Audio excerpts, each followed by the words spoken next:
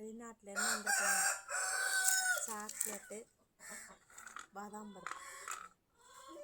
இது எங்கள் அத்திப்பழம்.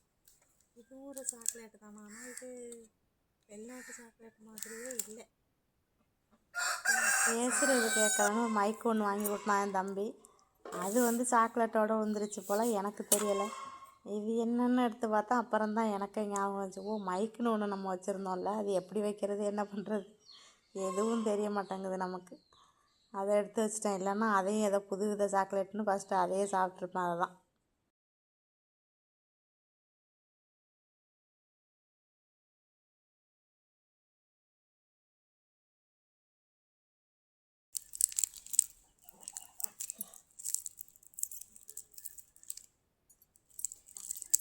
வேணாம், இந்த கலர் வேணாம், இந்த கலர் அது பிரிக்க முடியல.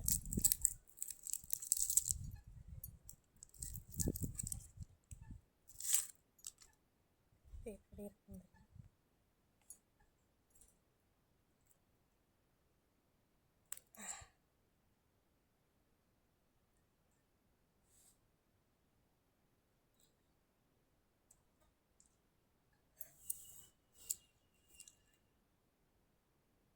சூப்பராக இருக்குங்க.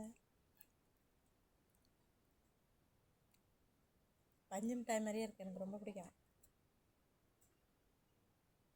வீட்டெல்லாம் எரியுது. பயன்படுத்த தெரியலை எனக்கு. மறந்துட்டு மாத்திரன்னு 3 நாள் முழுங்கிடுவேன். இல்லைன்னா புது வகையான மிட்டாயோன்னு நினச்சிக்குவேன். மிட்டாயில் மைக்கு, பாதாம் பருப்பு சின்ன சாப்பிட்ருக்கேன். மிட்டாய் நல்லாயிருக்கு. இந்த சாக்லேட்டு தான் எல்லாருமே பார்த்துருப்பீங்க. வெளிநாட்டு சாக்லேட்னாலே இதுதான். இது ரொம்ப நல்லாயிருக்குங்க. அது நான் ஜெகதீஷ் வர்றதுக்குள்ளேயே நான் எல்லாத்தையுமே சாப்பிட்ருவேன். காலையிலே கொடுத்துருந்தா கூட அவன் சாப்பிட்டு போயிருப்பான். என்கிட்ட மதியானமாக வேறு கொண்டாந்து கொடுத்துட்டாங்க. நான் ஒரு வீடியோ எடுப்போன்னு சொல்லி பாதியை காலி பண்ணி சுகரை முழுசாக ஏற்றுனது தான் மிச்சம். பலாப்பழம் கேட்க மாட்டேங்குது வாய். ரொம்ப நல்லா இருந்துச்சு உண்மையிலே. நான் முன்னாடியே ஒன்று சாப்பிட்டுட்டேன்.